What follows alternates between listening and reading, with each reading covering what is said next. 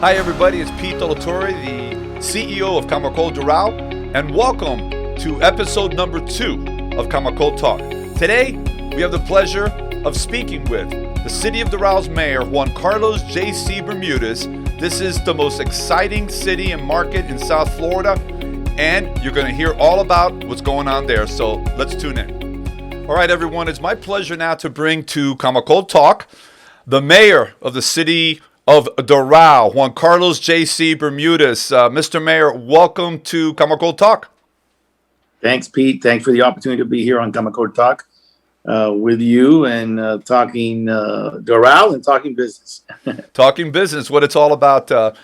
Mayor, we're still in the pandemic. There's still a lot going on with COVID, and now it's the era of the vaccines and the things that are going out there. So we got a long way to go in terms of how this is all going to play out. Yet business continues, and the city, I know, is constantly on top of what's going on with the business community. Where do things stand right now from your end in terms of what you're hearing from the businesses and some of the initiatives that you are implementing now? Well, I think the businesses were very, very happy with some of the things that we did. That included, for example, in downtown Doral, closing off the main street, also allowing outdoor dining for a lot of our businesses. The program where small businesses received a grant, essentially, excuse me, and we had about 1.5 million put into those small businesses. I think that in light of all the difficulties, they feel that people are starting to come back out. I can tell you, particularly with the restaurants, there's a feeling that the people, particularly the elderly, or should I say those who are retired, are starting to come back out now with more people getting vaccinated. So there's been a feeling of, people have been cooped up now for a year and a bit.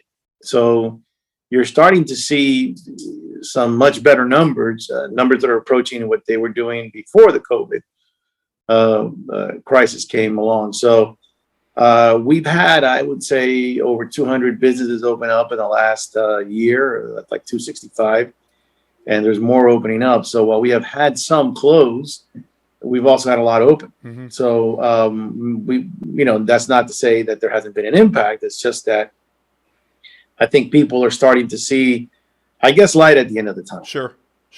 I'm feeling a turnaround from all aspects, business, on the resident side. People are feeling a little bit better. The numbers seem to be under control in terms of new COVID cases and deaths. I mean, we never want to discard what families have gone through and all of this. Still a very, very sad situation.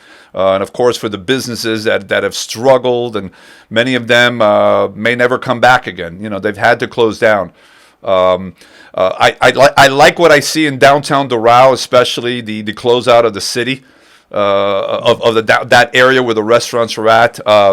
My understanding is that that's going to be closed out for the next year or two. Is that correct? No, it'll probably go through May of this year. It may reopen depending on the school reopening. Obviously, it's a major thoroughfare, and it takes approval not only of our city but also the county. So, but even if it were to reopen, we're experimenting with ways it could be maintained closed on weekends, maybe. There are wide sidewalks there, so there's always been outdoor dining in that area. Sure. And hopefully that'll continue to be the case. So. Both City Place, which is a little bit different, and downtown Doral have had new businesses opening up, which is not a bad thing, even in this difficult time. So we're hoping that it continues to go in that direction. Yeah, I look at the closure of the streets and beyond the fact that it's you have outdoor seating and they've gotten creative and all of that. It's actually a destination. It's for folks, tourist destinations to go out there because they like that idea of the closure of the streets like a Girarda or a Lincoln Road. So it just brings a whole different environment to the city, especially that area. Yeah, I think people appreciate getting out and walking, especially when the weather's good. The Manolo Valdez exhibit, yes, and which has been going on now, and we'll go through the month of June. And then we had Miami City Ballet, the only Nutcracker ballet that took place across the country. It took place outdoors in downtown Doral Park. Has brought a lot of people from other parts of the county, other parts of the state, actually, that had never been to Doral. Maybe they would have gone in the past to Coral Gables, maybe Brickell, but now they're coming out here. And there's some, I'm hoping, knock on wood, some good, exciting news, even on the cultural front, even more so for downtown Doral in the next couple months. And if we do that, I mean, I think that as Art Basel comes back, Doral will become a key component of that, and that draws people to the city. It sure does. And a lot of people are finding out about Doral. I mean, it's weird, but for a while, I think we might have been the best kept secret in South Florida. Well, I don't think it's a secret anymore about Doral. I mean, there's so much going on. The cultural center, finally, they've broken ground there, right across the street from the city government center. Of course, Doral Central Park as well. So these are both the projects approved by the residents in the bond vote back in 2018. So it's finally, it's life is coming back, and there's things happening here, and that's great news for everybody, and that'll trickle down in many different areas. Do you see any industry sector that's taking off as a result of COVID, possibly the technology industry? Well, I think there's three in particular in Doral, two that have been around. I think the let's call it the interior of homes and the fixing up of homes. The tile district has done very, very well. I can tell you that group of people over there are super happy. They're probably the most sales they've had in years, and people are fixing up their homes. But the second area that I think is the one you mentioned, definitely a technology area, and I'm working with a group that hopefully will be able to make some very good announcements on the technology area soon. I know a lot of times people look at it and think it's only Miami, but it's not. It's Doral and other areas. Yep. We're the largest city on the western side, closest to the airport. So a lot of people actually in the technology hub the sector, let's call it, are really better off doing stuff here than necessarily on the eastern part of the county. So even though that seems to get all the press, hopefully we'll be able to make some announcements soon there too that'll make that very exciting for us, and really truthfully for all of the western side of Dade County. And I would tell you, look, there's another area too that obviously by nature has grown, and it's grown a lot in Doral, and that's the medical industry. Yep. Whether it's doctors' offices or the Jackson Hospital, which will be opening up in May, the new Baptist facility, which includes a small portion of hospital equivalent beds that'll open up a little bit after that.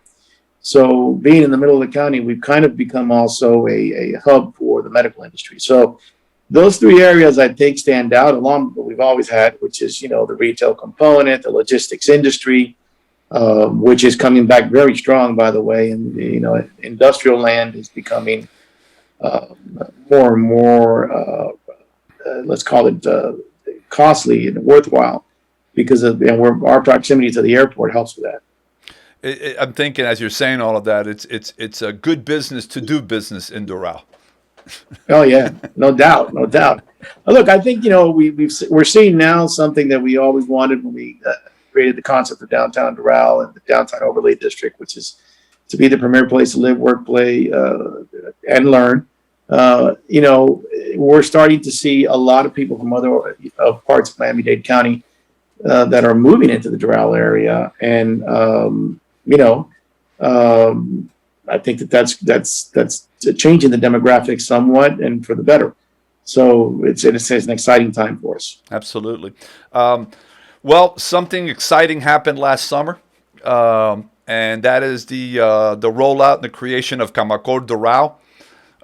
This is, and you and I have known each other for quite some time, and back in the day of the Doral Business Council, where the city supported the organization, and unfortunately things happened along the line, and they the organization closed down. But it's a new era now, and I've seen it firsthand, obviously, that this collaboration between the city of Doral and CAMACOL Doral is indeed a strong bond. Can you give us some thoughts from your perspective? How do you see all this, and what does it mean for the city and for the businesses?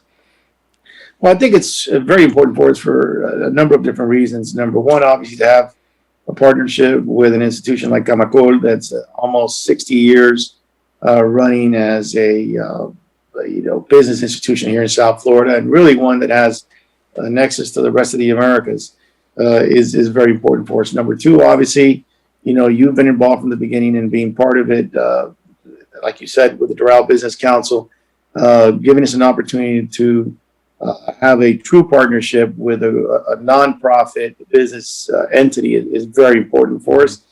We were a little bit of a limbo because unfortunately the only institution that was doing some of that work was not necessarily a true, nonprofit entity from the perspective of acting like a nonprofit, and I think that makes a big difference. And I think, and number three, we look forward to it. We officially, recognize CAMACOL. We are a member of CAMACOL Doral, founding members, and we'll continue to work with CAMACOL Doral as we open up and move from Zoom to the room again. I like that.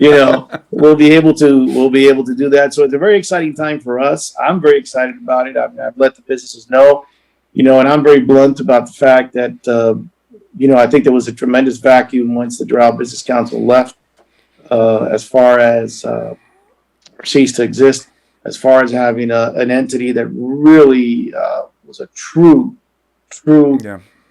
entity that helped the business community. So I'm excited about it, and I think we need to be more as a city, and even CAMACOL Doral, we have a golden opportunity to get us back on track on the side of having an entity that'll help all businesses, large, medium, and small, and not necessarily do it in a way that is more consistent with the vision of the founders of the city and the existing council members. No, and the council, current council is working together in harmony, and that only helps in terms of this rollout. And there's a lot of things that we want to do. We're going to take them one step at a time, but it's important to keep progressing and keep growing from all of this, and listen to the business community, to what they want, what they need, and then implement the programming and the initiatives to help them move forward. We're still dealing, like we said at the beginning of this talk, regarding the aftermath of COVID. That's going to be around a while. We've got to keep in front of it. We got to keep working with those businesses, and we've got to tap into the opportunities that are being developed as a result of all of this, and make sure that we're capitalizing on all of that for the benefit of the city's economic development.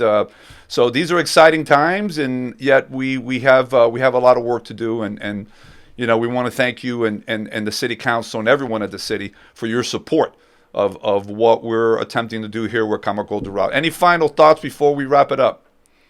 No, Pete, well, thank you for the opportunity again, and certainly we look forward to working with CAMACOL to these are exciting times. Every time that you have a crisis in government or in a country, good things come out of that too. People look at the negative part, but don't see that a lot of the great industries and a lot of the great businesses come out of a crisis in the country. In fact, even in the medical industry after the pandemic of 1918, you saw that there was great advances made in the next 20 years in medicine. And you saw so many companies come out of the Great Depression that became leaders. And I think you're going to see that again. We're a city that, I guess, and I say this in a positive light, we're a city on the edge. We've always been on the cutting edge, a little bit ahead. And, coming back in 2016 and getting us back on track, now the commitment is to push us forward even more so. And we cannot do that if the business community is not a part of this process. You've heard me say this probably more times than you would wish to remember, but the business community is the reason why we are able to do so many of the things for our residents that we can do, including a very low millage rate and a tremendous quality of life. That happens because of the balance between residential, commercial, and industrial. So I'm excited about it. I'm enthusiastic about it, and I think the residents spoke clearly in this last election that we're going in the right direction because they overwhelmingly supported. That's right. Not only myself but the other candidates that were together, and the the opponents obviously didn't do very well. And they didn't do very well because their messaging was, besides not being on point and not truthful, people are very happy with the direction we're going in. And, the one component that I think has really tremendous potential, like I said, is this partnership with CAMACOL. So I'm very, very excited about it. I know you are, I know Joe Chi is, and the whole CAMACOL team. And I can't say it any more so than I expect great things to happen working with you guys. Absolutely. Thank you so much for taking time. And I know your schedule is really, really hectic, but it's always a pleasure. JC, we go back many, many years doing this type of thing, and the beat goes on. So thank you so much. Appreciate it. Thank you. Thank you, Pete. All right. Take care. Bye-bye. Okay. A big thank you to Mayor Juan Carlos Bermudez from the city of Doral, our special guest representing the most exciting, fastest growing city in the state of Florida. Remember, folks, that we're on social media everywhere you look. We're on Facebook, we're on LinkedIn, we're on Instagram, we're on Twitter. And look for us on our YouTube channel. This show is on every Friday at noon on Facebook Live. See you next week.